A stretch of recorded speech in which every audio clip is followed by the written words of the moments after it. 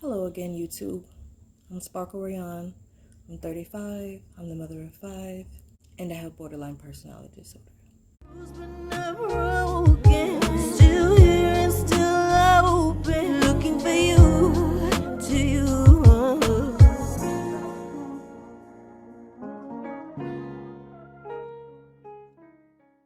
For those of you who are not aware, I was sexually abused at the age of 12 years old by an uncle. I wanted to go more into depth in regards to it because it is a very real issue out here, and so much so because there's stigma behind sexual abuse.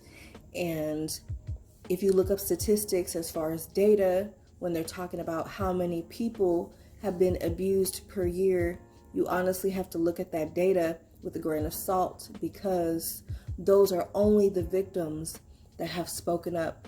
There are so many more people that have not spoken up. It was my mother, my mother's sister, and all of their kids combined. We all lived in a household together, and ever since I moved back in with my mom, it was like that. We moved from house to house together and stayed together as a family unit. Well, my aunt was engaged to a man, and this man, I saw him as an uncle. He was around the entire time. When I returned back to my mother's care, he was there, and he was presented to me as an uncle, so that's how I treated him. I'm not exactly sure what was going on in his mind or what all of his issues are, or anything like that. I just know that the night that it happened, I was watching a movie in my aunt's room with my 2 younger cousins and my aunt. Everybody had fallen asleep, but I was still awake watching the movie. I was actually getting prepared to get up and go lay down in my bed because I was getting sleepy. And he came into the room, and it caught me off guard because he was just like, okay, no, don't worry about it, you can stay. And I didn't think anything of it. I just kind of scooted closer to my aunt, and he sat down, and I started to feel a little uncomfortable, so I was going to make an excuse to get up and leave the room anyway. I was like, I'm just going to go lay down. I'm feeling tired. I don't sleep I never slept in my aunt's room, so I never slept in there. So I was getting ready to get up, and then I can't really remember what exactly happened. I'm pretty sure that my mind has blocked out like a lot of the things. I really just remember snippets. But what I do remember as regards to when everything was all done, I was just completely floored as to, oh my God, what just happened? What am I gonna do? I'm gonna get in trouble. Do I tell my mom? I can't tell my mom about this. I have to tell my mom. Okay, I'm not going to tell her right now. I'm going to tell her in the morning. Mind you, he gave me money. I think he gave me like $10 or $20 and was just like, oh, this is for you. I believe it was with the intent for me not to say anything. But I took the money and I went and laid down in my mom's bed, and I just was up all night. I couldn't sleep. And then literally, like, my mom had been awake, I don't know for how long. I can't even remember all the details specifically, but I remember telling her pretty much right away. And she was very upset. There was some fighting, some arguing going on. There was a confrontation. I felt really bad. I felt really guilty. I felt responsible for causing the rift and the chaos. There was a lot of tension in the air. And, I was wondering whether I was in trouble or whether people were upset with me. And I can't really recall how everything went down, because honestly, it's really like my mind blocked a lot of that stuff out. But I can remember how I felt. That's clear as day.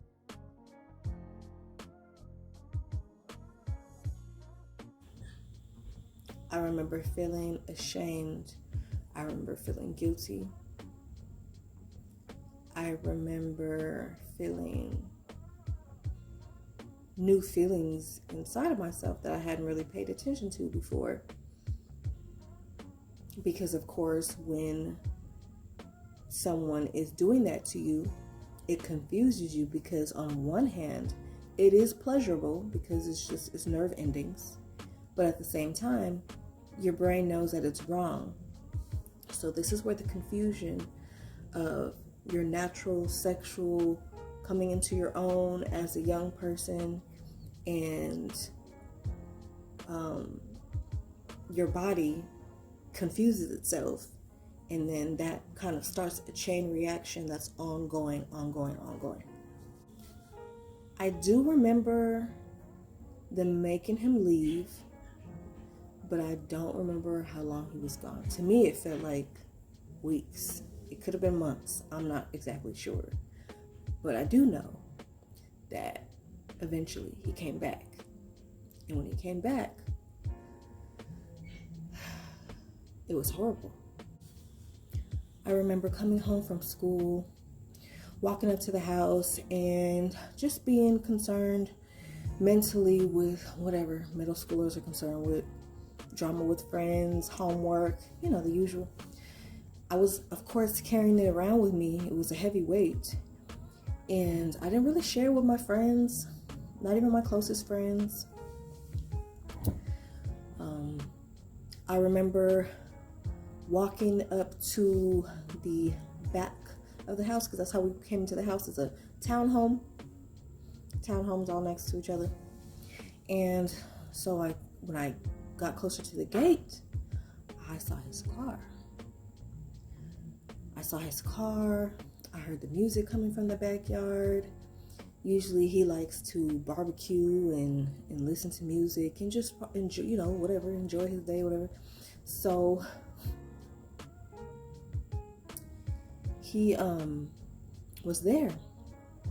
And when I tell you that my heart dropped into my stomach, and I think I had my first panic attack. That was probably my first panic attack.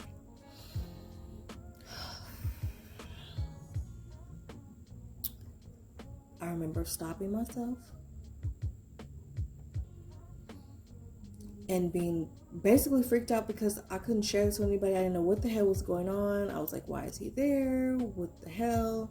I remember being angry, like pissed the fuck off. Like, how dare they? Like, they don't give a about me. How dare they bring this man back to the house after what he did to me? I'm still carrying that around with me every day. Every day I wake up confused. I'm still carrying that shit around with me. And they're gonna bring this man back to the house like as if nothing happened. I was pissed. So my coping mechanism in that time period was to gather everything up and just shove it down. Swallow it. Swallow that shit down. I wasn't finna let them see that I was bothered. I wasn't finna let them see that I was upset. But inside, man, I'm screaming. I'm like, what the fuck? I'm feeling so unprotected. So I go into the backyard and I'm looking around. And I can't remember if he was outside or he was inside, but I know that I did see him when I walked in. Our eyes met, and I tried so hard for defiance to be like what he saw. Like, nigga, I don't give a fuck that you here. Excuse me, but I'm just expressing myself in the most, I'm just expressing it raw. It's real and it's raw. I don't fuck that you here. So what? And what? Boo. It is what it is, So, I go into the house. I go upstairs. I go in my mom's room. And I'm in there for hours. I'm hungry. I gotta pee. I don't want to come out. I don't want to be seen. I'm embarrassed. I'm like, I feel fucked up because I feel like, how do they have this man come back here? How am I supposed to look at them? How am I supposed to look at him? Like, how are we supposed to look at each other? Like, what's happening here? And why didn't nobody talk to me? I'm 13 years old by this time. I think 12 or 13, I can't remember. Why didn't nobody talk to me? Why Why they just let this happen? So I remember talking to my mom when she came home from work. Oh, I fired off at her. What's going on? Why is he here? Like, why did y'all let him come back? Like, after what he did to me, like, how could you? What's up? Like, do you not care? Like, I was crying. I was bawling my eyes out. I was so upset. And basically the gist of it was, money was tight and bills need to get paid. And my aunt and my mom had been doing a lot of fighting, arguing about the bills and, who was going to pay for what and, this, that, and the rest and the third. And I know my aunt was pretty stressed out, my mom too, about, bills and how bills were going to get paid, etc. But me as an adult looking back, I'm sorry. I could never.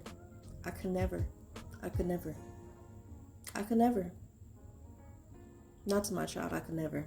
There's no way in hell. Not to my baby, I could never. To this day, I don't understand it. My mom understands now that she was in the wrong.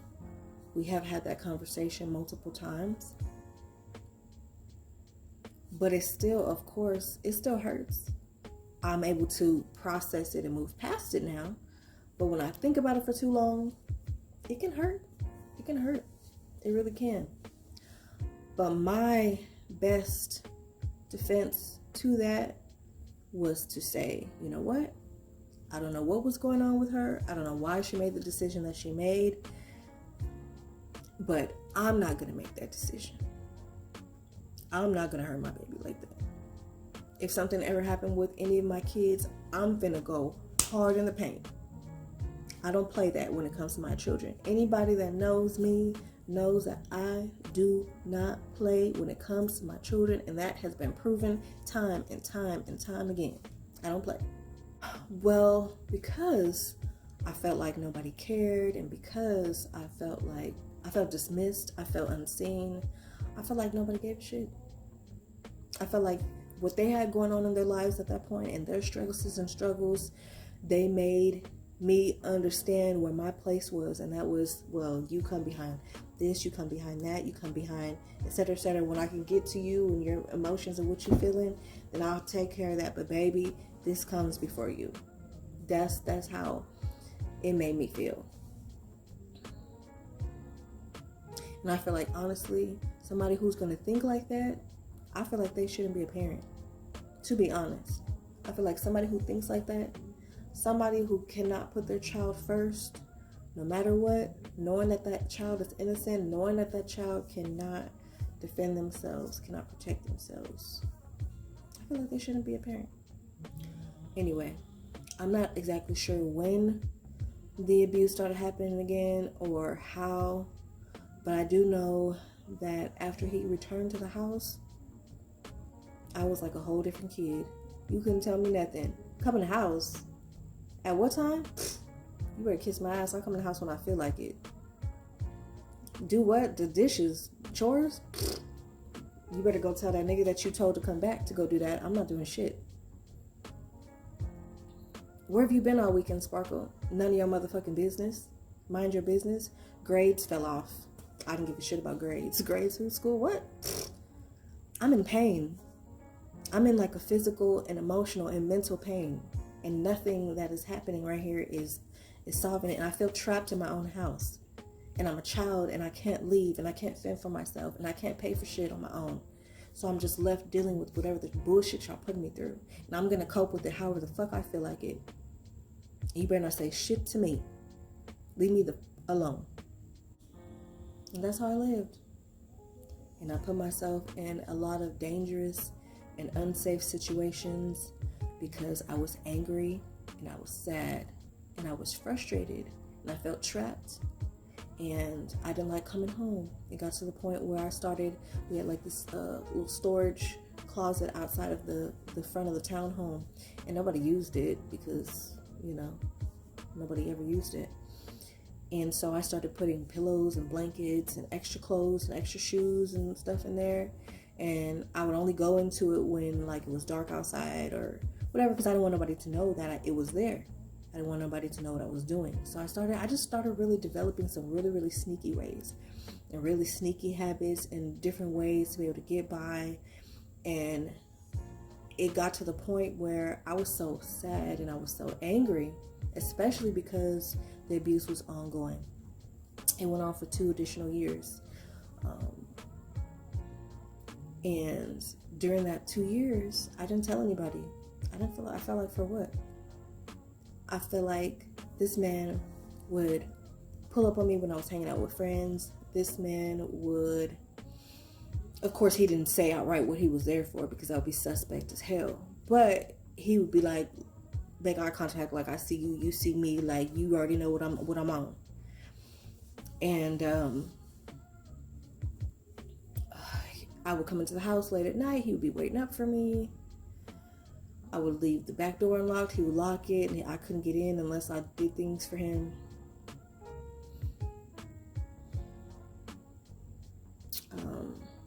I just remember really having to grow up really, really fast, and really had to mature my mind. And it sucked because I didn't get a chance, I feel like, to be a kid. Not only did I come from dealing with the psychological abuse, the physical abuse, the neglect from my grandmother. Then I moved with my mom, and things were okay, but then I was dealing with issues with my brother and his issues, and him taking his shit out on me, so then me being angry about that and having a volatile relationship there, and wanting to please people, and just me being in the cycle constantly of trying to please people, trying to make people happy, putting other people's needs before my own, and learning that at a very young age, that my needs didn't matter, that these people needed this and I needed to serve them whatever it is that they needed.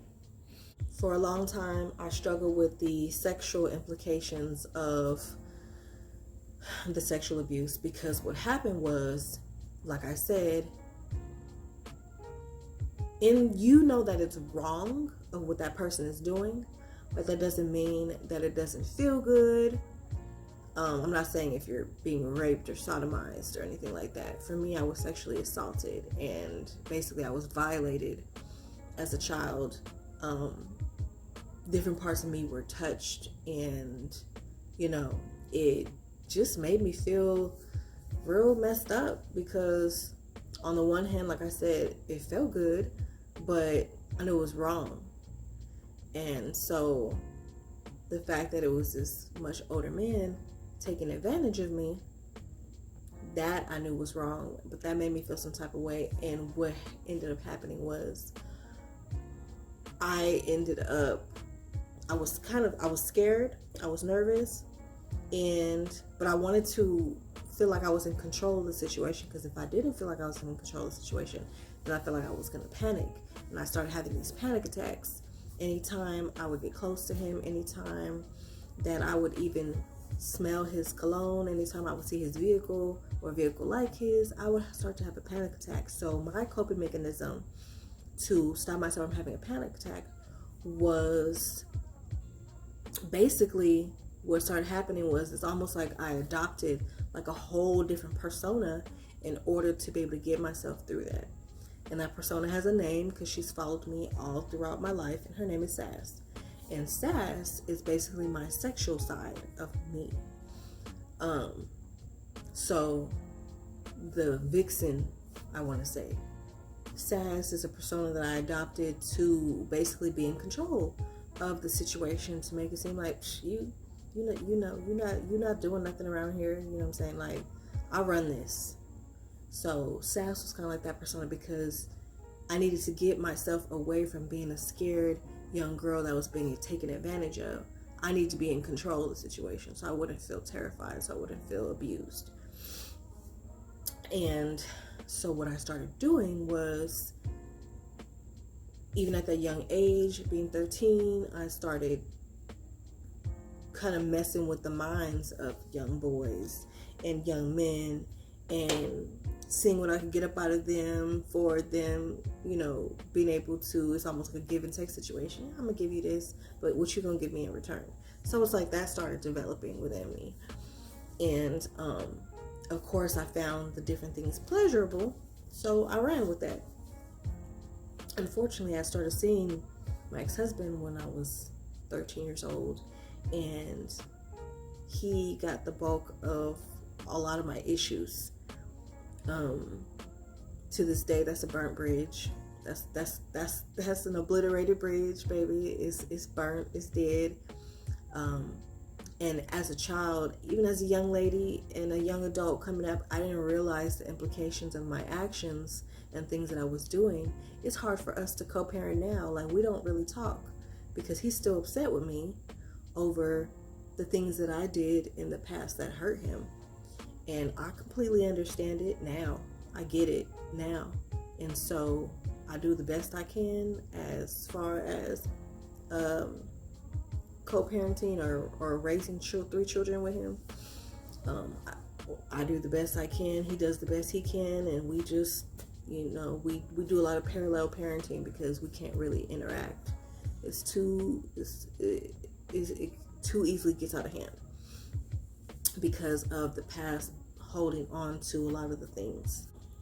Now, if you combine the complications of my BPD and everything that comes with that, if you watch my video talking about my 9 traits of BPD, then you'll run into my fear of abandonment and my coping mechanism, what I do to stave off the feelings of loneliness and to basically keep myself from spiraling. What I used to do back in the day was call up somebody and and that would be that. And because an orgasm was the quickest, fastest way for me not to feel that pain anymore, to release those endorphins inside of my head and calm my nervous system. Thank God that I have been very self-aware. I believe that has been an instrumental factor in me handling this disorder and me handling the complications of that sexual abuse has left behind. It has affected my relationships with my friends, with my family members, because I still don't trust nobody. And this is why I keep to myself now, because I don't trust nobody. I don't necessarily feel like everybody's out to get me or anything like that, but I just feel like in some ways I'm still kind of holding a grudge, like you weren't there for me during this time period, so I'm not even worried about you and what you're talking about.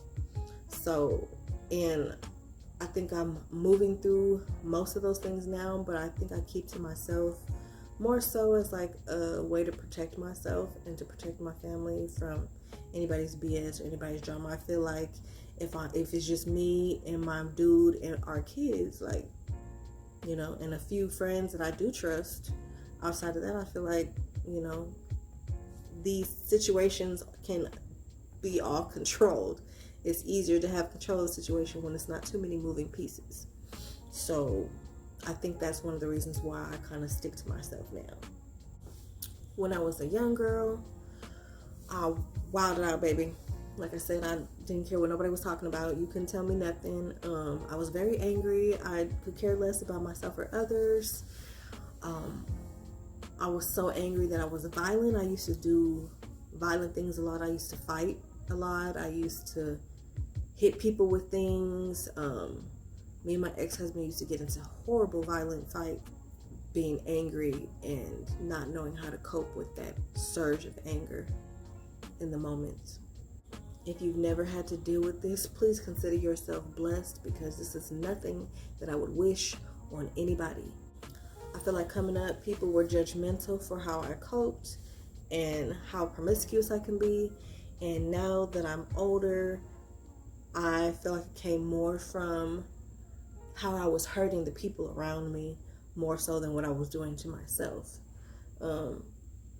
Because when I was in a relationship and I was cheating on my significant other, that hurt him, and that affected him. That affected how he was as a father. It affected how he was as a husband. And I didn't understand that back then because I was so concerned about me. My pain was so great, and that's all I could see was my pain, and I couldn't see past my pain to be concerned with what anybody else was feeling. But I think what was most upsetting to me, and this is something that I make sure that I correct with my children, and it's something I'm sure that I stay on top of, is I try to warn them about different things. So when they go through stuff, When I see them going through stuff, I don't just allow them to go through it willy-nilly. I see them going through something, a disagreement with a friend or whatever have you. I talk to them about it and be like, hey, I see you're going through XYZ. Let me talk to you. Let me tell you something. This is how you do a friend. That's not how you do a friend. This is how you do this. That's not how you do that. You're going to want to do it because A, B, and C, because I'm explaining to them how I remember how I felt when I was their age and going through what they were going through. I explained to them, hey, you're going to feel like this, but this is what you should do instead. You might still end up doing this, but this is the consequences that's going to come from that. And I try to be real with my kids at all times, because it's important to me, because nobody ever did that with me growing up. It's like they just kind of let me do whatever, you know, and however it ended up is however it ended up. And nobody talked to me and said, hey, you know, I was sexually abused, or this is what you're going to feel, and this is how you cope with it. This is how you deal with it. Nobody ever had those conversations with me. So I just coped however I coped, and I dealt however I dealt. Because you're going through it and people are talking about you, and the only thing you're doing is just fumbling through the healing and trying to figure out how to live and making decisions. They may not be the best decisions, but they're the only decisions that you know how to make, because you're not showing anything else. You don't know anything else. You don't know anything different. So until you get something new to replace that old habit with, you're going to keep doing the same things that you do to manage and cope with life. And people don't understand that it's a mental pain and it's a physical pain that you feel when you mentally messed up. It's a physical pain that you feel. Different things start happening to your body because those stress hormones are being produced constantly. It starts to mess different things up in your body. You start to get sick. You start to feel ill. You feel like shit, and then you feel guilty about it. Then you feel ashamed, and the cycle just repeats itself. And for me, the quickest thing to be able to stop feeling like that and to stop spiraling was to go on and get up underneath somebody. The quickest way to release those endorphins was to go on and get up underneath somebody. And I wouldn't feel like that no more. I'd feel great. I'd feel amazing. Because orgasms feel amazing. But this is why people need to feel comfortable enough. People don't understand that. They're like, why don't so-and-so just do something different? You don't feel comfortable. You don't feel comfortable enough to come to somebody to ask for help, because they've been putting you down about this shit the whole time. You don't feel comfortable, because then somebody want to turn around, and when you actually explain to them how you're feeling, now all of a sudden you're attention seeking, and all of a sudden you're a victim, you got a victim mindset, and this, that, and the rest of the third. And this is the type of that they tell you when you're trying to get help.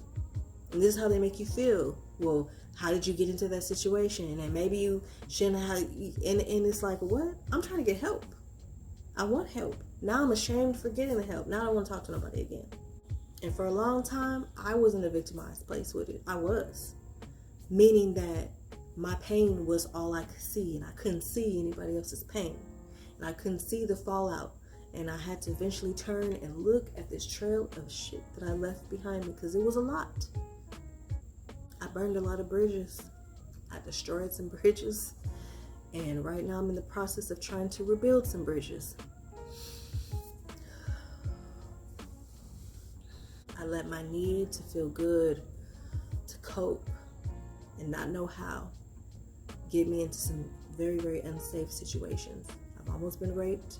Thank God it didn't happen. I used to stay out all night. There would be weekends where I wouldn't come home at all. I would leave my ex-husband, boyfriend then at the time, and tell him I'm going home and not go home because I didn't want to be there, because he didn't even know what was going on. And nobody knew what was going on, and I couldn't tell anybody. I felt like I couldn't tell anybody what was going on. At one point, when I was using sex as a way to cope, I was not using protection. At one point, I was pitting family members up against each other. Still healing, trying to heal from that. At one point, I was in somebody else's relationship when I shouldn't have been.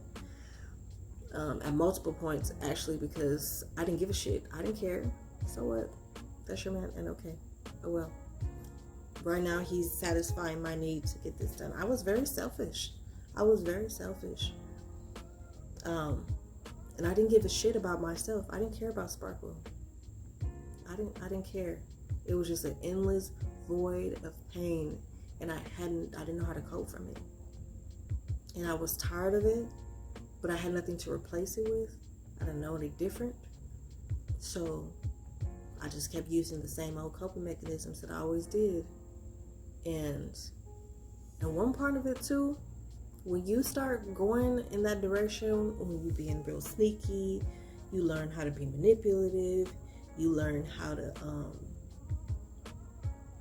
you learn how to manipulate people's emotions. You learn all that stuff, and then you get to the point where you start using it to your own advantage because you feel justified, like, well, shit, don't nobody care about me. And then you start picking and choosing when you're going to be good and be cool and when you're going to be act like a piece of shit. And you will never be free of that until you start taking a look at that right there and being like, you know what, it is wrong. No matter what way it shakes, it is wrong, and it's me that has to fix this. Yes, somebody else brought their mess to me and made it my mess, and now it's a tumbleweed of a mess. But now it's my mess. I've made it my mess now because of the poor coping mechanisms and the poor strategies for survival and all the other things that I've been doing that haven't been right. Like I said, I didn't care. I didn't love Sparkle. I didn't have no love for Sparkle. Sparkle was everybody's dumping ground for all their shit. I didn't give a damn about her. But at the same time, I was always looking for somebody to make me feel worthy, to make me feel good about myself. And what I didn't realize, what I didn't understand, is that God had already given that to me. He gave that to me. I was already worthy in his eyes. It was just me. He was just waiting on me to figure it out. Because I thought that the way grandma's resentment for me was a reflection of me. And I thought that my mom neglecting me was a reflection of me. And I thought that my father not being around was a reflection of me not being worthy of a man's love. And I thought that my uncle molested me for 2 more years and nobody noticing shit. And then moving him back into the house, irregardless of how I felt and the fact that I wasn't over it and the fact that shit, the whole time he was gone, I was terrified. I thought that meant that I didn't mean shit to anybody. And I didn't realize that God was setting me up with a testimony to share with others, to help them understand that you are worthy, and that even though that happened to you, even though you might feel like shit and you might feel unworthy and you might feel unloved and you might feel undeserving, you are worthy. You are lovable. You are desired. You are wanted. That your traumas are not the definition of who you are. Your traumas are just what life gave you. Life gave you lemons. And now you gotta turn them lemons into lemonade, baby. And you gotta make it taste real, real good. And you can. You just have to face it. And you have to realize that you have to own that. And you have to find the best in it. And you can, because it's there. But you gotta look at it. Because if you don't, you're gonna keep making the same decisions over and over, the same self-destructive patterns. You gotta ask yourself, what do you want? What do you want? Stop worrying about what everybody else wants. What do you want? What makes you happy? Do you like going to amusement parks? Do you like traveling? What do you like? Who are you? What do you like? What do you want in life? What brings you peace of mind? Do that. What makes you feel loved? Do that. Give that to yourself. You deserve it. You gotta realize that the poor decisions and the poor coping mechanisms and the self-destructive behavior, none of that is serving your higher purpose. I'm in a space now where I can look at it and I can be like, you know what? Yeah, that's pretty damn bad. That's pretty shitty. That's yikes. 5 years ago, I couldn't look at it. 5 years ago, I wouldn't look at it. At some point, because you can feel it, So at some point, you gotta say, okay, instead of doing this, which is gonna lead to this, today I'm gonna do this, and I'm gonna hold myself to this. And it's like a muscle. That's what I've discovered. It's like a muscle. You gravitate to the bad stuff, the self-destructive patterns and whatnot, because it's now part of your muscle memory. Your brain's like, yeah, this is like, and you gotta be like, you gotta break that up, you gotta shake that up, you gotta be like, nah, I'm gonna do this now. And it's hard at first. It's hard, it's challenging. It's very challenging. But the more you do it, and the more your brain starts seeing that it's providing you with a different result, the positive result, the easier it'll become. And it'll become a strong muscle. That's how I've been able to curve the sexual things that I do in order to cope. One day I had to sit my ass down after doing something real fucked up. I had to sit my ass down and be like, okay, this has got to stop, and it has to stop now. It's not just you anymore, and you know this. It's you and kids, and you cannot take them through bullshit because of your mess. You have got to stop, and you have got to figure out why you're doing that. What are you feeling? And when you feel, what does that cause you to want to do? And cut that shit out. Cut it out, Sparkle. When you're feeling like that, what can you do instead? Feel the feelings. Feel them. You gotta feel them. Yeah, it hurts. Oh, it hurts. And you have BPD, it hurts 30 times worse. It hurts. But you gotta let it hurt. You gotta feel it. And then you gotta understand that at some point, it's gonna pass. And when it passes, you'll calm down. And when you calm down, you'll be able to think rationally. And you'll be able to be like, okay, what was my role in that? What was their role? What can I do differently? How can I stop this from happening again? How can I stop this from happening again? And you make a plan because it's new to you. You make a plan because it's new to you. And it's not a muscle memory yet. It's not a habit. So you got to make a plan, step by step. Okay, when this happens and I feel like this, I'm going to do this. When this happens, when so-and-so does this to me, or maybe I just need to cut this person out of my life completely. Maybe that is, you got to brainstorm. You got to figure out what's going to help you be able to get over those humps. What's going to help you to be able to get to the healthy decisions, the healthy things. What is it one that's going to be? And you got to look at that. You got to piece it apart. You got to get in there. You got to dig it all up. And it's not pretty. It's not going to be pretty while you're learning new things, new habits. It's not going to be pretty. You might lose some friends. You might lose a relationship that's important to you because you're trying to figure stuff, but you got to understand. Anybody that's comfortable with you doing those things and they don't understand that you're trying to shake stuff up because you're trying to do better and you're trying to get better, then that person's out for you anyway. And if you want to have people in your life that care about you, because you do deserve people in your life that care about you, that love and support you. But you got to understand, that's a give and take relationship, and you got to learn how to give and take. You can't always take because of what you don't have. You got to learn how to give too, which means you got to do some soul searching. Because once again, you're worthy. So you have things to offer. Once again, you're worthy. So you have things to offer. What do you have to offer somebody else? What is that give and take relationship going to look like? So that way you can get that love and support, and you can give love and support. It's a two-way street. You absolutely have to do whatever it is that's going to make it easier for those people that are in your life to love and support you. Otherwise, you can't be mad if they decide to love you from a distance or just to completely not deal with you. You cannot be upset about that.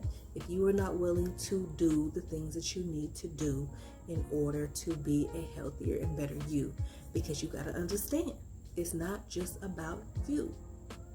Your decisions affect other people around you. You got to think about that. And your pain is not the only pain that's out there. Those people have pain too. But somehow they manage not to shit all over you because they're in pain. Some people get defensive and they say, oh, but it's not my fault. I didn't do this. They made me like this. Okay. All right. I give you that. But I'm going to tell you again, you got to hold yourself accountable. If you're a grown person and you got some healing to do and you have some ways about you that ain't good, that are self-destructive, you got healing to do. And yes, it's not your fault that you were sexually abused, that you were neglected, that you were treated like you were disposable. It's not your fault. But it is your responsibility to heal. It is your responsibility to heal. If you're an older person and you're still carrying around that big secret, talk to a therapist. Get it off your chest. Go see a therapist. Go talk to somebody about that. Don't keep carrying that around. If it's affecting your relationship with your family, with your children, all the more reason to go and talk to somebody about that. Get that off your chest. Stop carrying that around. That's dead weight. And it's not going to do nothing but weigh you down and block your blessings. So please see somebody about it. And you will be the better for it. If you enjoyed this video, if you were able to get something out of it, if you know somebody who could use some of the information in this video, please like, please share, please subscribe to my channel. I will be posting videos once a week. You can check out my channel bio for more information. If you know anybody or you yourself need somebody to talk to and you don't really have a support system in place yet, my email address will be in the description. It'll also be in the video. And you can email me and you can talk to me about whatever. And I will do my best to try to respond to you in a timely manner. Once again, I just don't want anybody out here feeling like they are alone. I have been through so many things. I have put myself through so many things. And I do believe that I give sound, constructive advice. I'm not going to put you down. I'm not going to bash you. I've done some things that people deem are unthinkable. And if they knew all my business, they'd be like, oh, this motherfucker. Yeah. So that's me. But that I believe God has provided me with a testimony to be able to share my story and my truth with others, so I can help them. You know, if I can help somebody, then I can help somebody, and I'm happier for it. So please like, share, subscribe. And once again, this has been real, and this has been raw. Is you when you